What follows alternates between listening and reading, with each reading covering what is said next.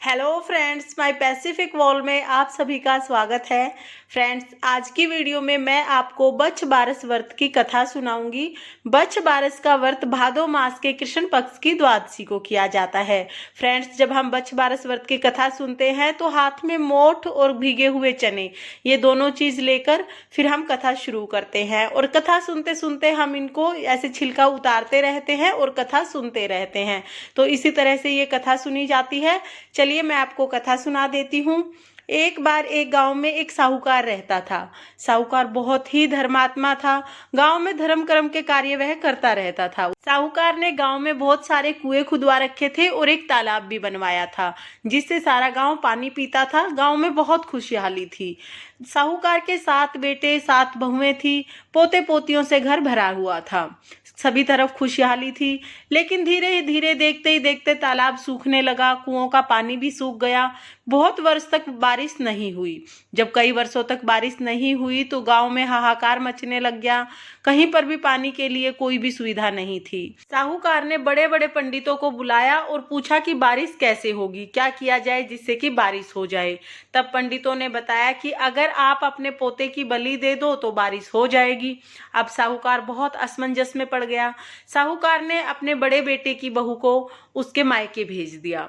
साहूकार की पत्नी ने बड़े बेटे की बहू से कहा कि तुम कुछ दिन मायके चली जाओ, छोटे पोते को तुम साथ ले जाओ, बड़े पोते को हमारे पास छोड़ जाओ। उनके बेटे की बहू मायके चली गई। पीछे से साहूकार ने उसके बड़े बेटे की बलि दे दी।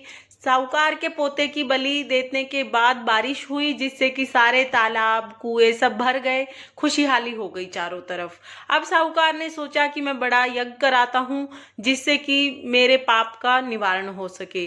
साहूकार ने यज्ञ का नियोजन किया, लेकिन उसने अपनी बड़ी बहू को नहीं बुलाया। इधर बहू ने सोचा कि घर में बहुत काम होते हैं, भूल गए होंगे, अपने घर जाने में क्या निमंत्रण की जरूरत है, मैं ऐसे ही खुद ही चली जाती हूँ, मुझे वहां पर जाकर बहुत काम भी कराना है। बड़ी बहू अपने छोटे बेटे को लेकर अपनी ससुराल आ गई। जब साहूकार और साहूकार की पत्नी ने बड़ी बहू को देखा तो दोनों घबरा गए। अब दोनों चिंता में थे कि बड़ी बहू को क्या जवाब दें। उस दिन बच्छ बारस का दिन था।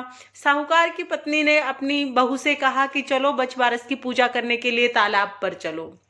साहूकार की पत्नी अपने बेटे की बहू को लेकर बच्छ बारस की पूजा करने के लिए तालाब पर चली गई। तालाब पर जाकर दोनों सास बहुओं ने बहुत ही विधिवत बच्छ बारस माता की पूजा की।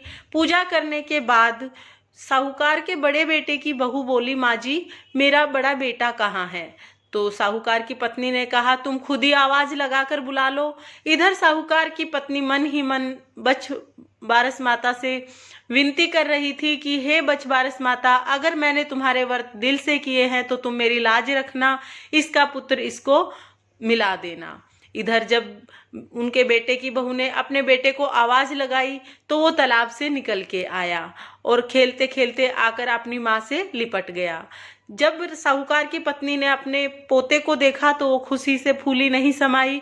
तब उसने अपनी बहू को सारी बात बताई और फिर कहा कि बच्छ बारस माता की कृपा से तुम्हें तुम्हारा बेटा और हमें हमारा पोता मिल गया है। उसने सारी बात बताई। बहू ने अपनी सास के पैर छुए और आशीर्वाद लिया और कहा कि आपके बच्छ बारस के व्रत की वजह से मुझे मेरा पुत्र मिल गया है। उस दिन के बाद से साहूकार ने सारे गांव में ढिंढोरा पिटवा दिया कि सभी औरतें भादो मास के कृष्ण पक्ष की द्वादशी को बच्छ बारस का व्रत जरूर करें। हे बच्छ बारस माता, जैसे तुमने साहूकार के बेटे की बहू पर कृपा की वैसे सब पर करना। इस कहानी को कहते सुनते हुकारा भरते सब पर अपनी कृपा दृष्टि बनाए रखना। इस तरह से हमारी बच्छ बारस की कहानी पूर्ण होती है। इस कहानी के बाद हमें गणेश जी की कहानी जरूर सुन लेंगे।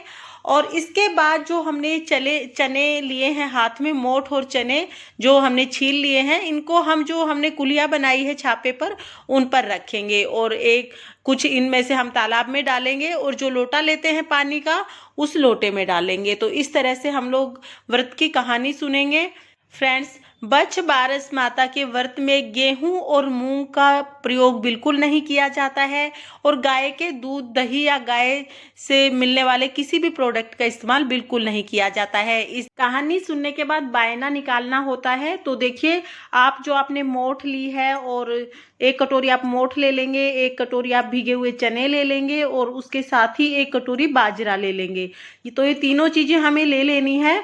इनकी मात्रा आप कम या ज़्यादा कर सकते हैं अपनी सुविधा के हिसाब से। और उसके बाद इन तीनों चीज़ों को लेने के बाद हमें अपने इच्छा के अनुसार दक्षिणा भी रख लेनी है।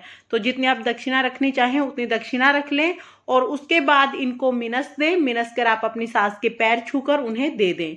तो फ्रेंड्स, बच्छ बारस व्रत का छापा कैसे बनाया जाएगा और बच्छ बारस व्रत की विधि क्या है, पूजा हमें कैसे करनी है, इसका वीडियो पहले चैनल पर आ चुका है, आप वहां से देख सकते हैं। तो फ्रेंड्स, अगर आपको वीडियो पसंद आया हो तो वीडियो को लाइक करें और अगर आपने अभी तक चैनल को सब्सक्राइब नहीं किया है तो प्लीज़ सब्सक्राइब कर लीजिए और बेल आइकन को भी प्रेस कर दीजिए ताकि आने वाली वीडियोज़ का नोटिफिकेशन आपको मिल जाए। देखने के लिए बहुत बहुत धन्यवाद।